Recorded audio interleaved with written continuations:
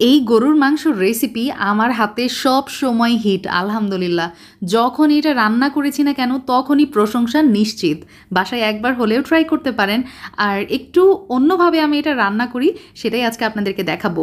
আর এই পদ্ধতিতে রান্না করলে যেটা হয়, মাংসের টেস্ট বলেন, ফ্লেভার বলেন, আর সিদ্ধ অনেক দ্রুত হয়ে যায়। এই গরুর মাংসের রেসিপি আমার একটা সিগনেচার আইটেম বলতে পারেন। তো আর কথা বলবো না, সরাসরি চলে যাচ্ছি আমার কিচেনে। প্রথমেই আমি একটা স্পেশাল মশলা তৈরি করে নিব। ব্লেন্ডারে আমি 1/4 কাপ টক দই নিয়ে নিচ্ছি, তার সাথে কাজু বাদাম দিয়ে দিচ্ছি 2 টেবিল চামচ। 1 টেবিল চামচ ব্যবহার করেছি হচ্ছে কাঠবাদাম বা অ্যালমন্ড, তার সাথে দিয়ে দিলাম কিশমিশ 1 টেবিল চামচ এবং ব্যবহার করছি তিল। তিল হাতের কাছে না থাকলে সমস্যা নাই, তবে দিলে আরও নাইস একটা ফ্লেভার পাবেন। অ্যান্ড মোস্ট ইম্পর্ট্যান্ট, নারিকেল 2 টেবিল চামচ আমি এখানে ব্যবহার করেছি। সব কিছু একত্রে ব্লেন্ড করে নিয়েছি, মিহি একটা পেস্ট হয়েছে। তো এটা একটা সাইডে রেখে দিচ্ছি। আর এখানে আমি 2 কেজি পরিমাণ গরুর মাংস নিয়েছি, আপনারা চাইলে কিন্তু খাসির মাংস দিয়ে এটা করতে পারেন। লেবুর আমি 2টা ফালি নিয়েছি, তার সাথে লবণ দিয়ে খুব ভালোভাবে মিক্স করে নিলাম।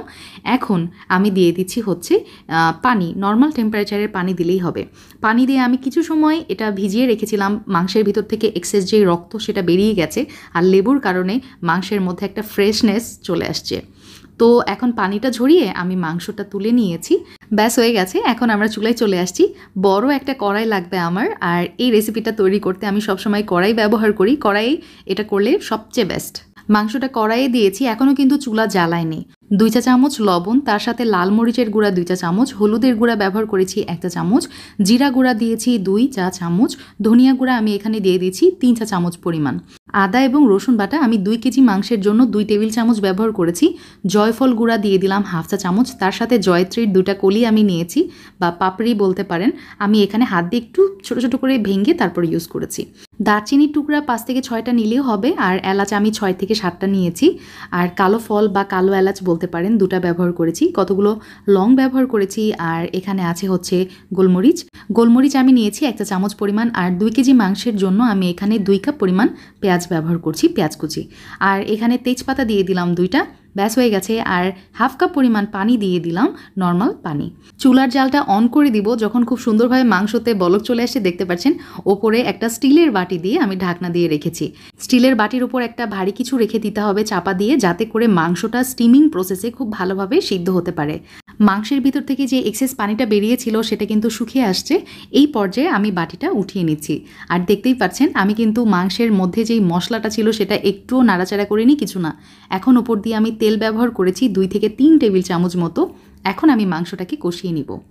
প্রায় 3 থেকে 4 মিনিট মতো মাংসটাকে কষিয়ে নিয়েছি। তারপরে আমি পানি অ্যাড করেছি 2 কাপ পরিমাণ।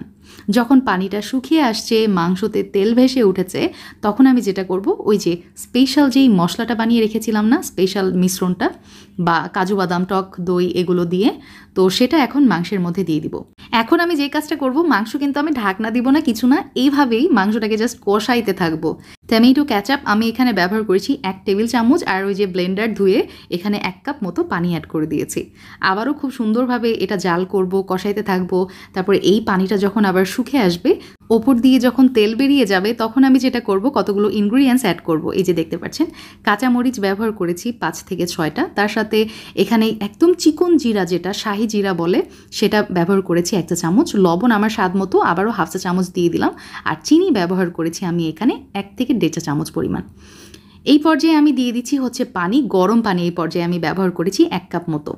এখন চুলার জাল একদম মিডিয়ামে রেখে মাংসটাকে কিছু সময় কষিয়ে নিব। আলহামদুলিল্লাহ আমার মাংসটা কিন্তু একদম 90% কমপ্লিট, খুব সুন্দরভাবে সিদ্ধ হয়েছে। আর মাংসের ফাইনাল লুকসটা শুধু আপনারা একটু দেখেন যে এটা কী হয়েছে। আমার তো মনে হচ্ছে সব কিছু বাদ দিয়ে এখনই আমি পোলাও নিয়ে বসে যাই খেতে। হ্যাঁ, এটা পোলাওয়ের সাথে বেস্ট। আপনারা চাইলে রুটি, পরোটা কিংবা নানের সাথেও সার্ভ করতে পারেন। অনেক মজা হয়েছিল খেতে। জাস্ট চুলাটা বন্ধ করে দিয়ে ওপরে বেরেস্তা দিয়ে এখন আপনাদেরকে সার্ভ করে দেখিয়ে দিচ্ছি। দেখতেই পাচ্ছেন এটা কি পরিমাণ লোভনীয় হয়েছে। যে কোনো দাওয়াতে, অতিথি আপ্যায়নে, গেট টুগেদার পার্টিতে অথবা ঈদের আনন্দে এই রেসিপিটা কিন্তু রাখতেই পারেন। 100% গ্যারান্টি, নিরাশ হবেন না। So enough for today. আসসালামু আলাইকুম।